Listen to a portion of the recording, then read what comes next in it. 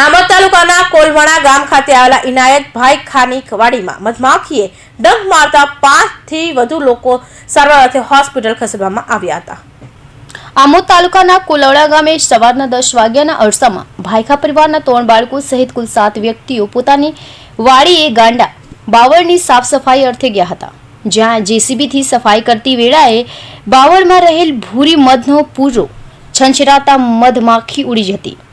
સ્થળ પર હાજર પરિવારના 3 બાળક સહિત કુલ 7 લોકોને ડંખ મારતા ઈજાગ્રસ્ત થયા હતા, જે તમામને 108 મારફતે વાગરા આરોગ્ય કેન્દ્ર ખાતે ખસેડવામાં આવ્યા હતા, જ્યાં ફરજ પરના ડોક્ટર અશરફ પટેલ તેમજ તેમની ટીમે ઈજાગ્રસ્ત ફાતિમા સૈયદ ઉમર મુમતાજ ઇનાયત ભાઈખા સહિતના તમામને શરીર ઉપરથી ડંખ કાઢી પ્રાથમિક સારવાર કરી તમામને વધુ સારવાર અર્થે ભરૂચ રિફર કર્યા હતા। બનાવ પગલે કોલવડા ગામના સરપંચ જફર ગડીમલ તાત્કાલિક વાગરા આરોગ્ય કેન્દ્ર ખાતે દોડી આવ્યા હતા અને ઈજાગ્રસ્તનો માહિતી મેળવી હતી। જર એટલે કોલવડા ખબર નહીં મૃતક થઈ ગયા બધું એવું તે કેટલા જણને કર્યું? 6-7 જણને કર્યું છે? હા, અમે કેટલા જણ છે? આ બેનને ખબર, મને યાદ બી નથી। 2 છોકરીઓ છે, મારો નવાસો છે અને હસબન્ડ છે। એટલે તમે ખેતરમાં હતા અને ખેતરમાં આજે ઝાડવા કાપતા હતા, ઝાડવાના ઉપર મધ હશે એટલે કપાયું ને મધ ઉડવાના કારણે તમને કહ્યું।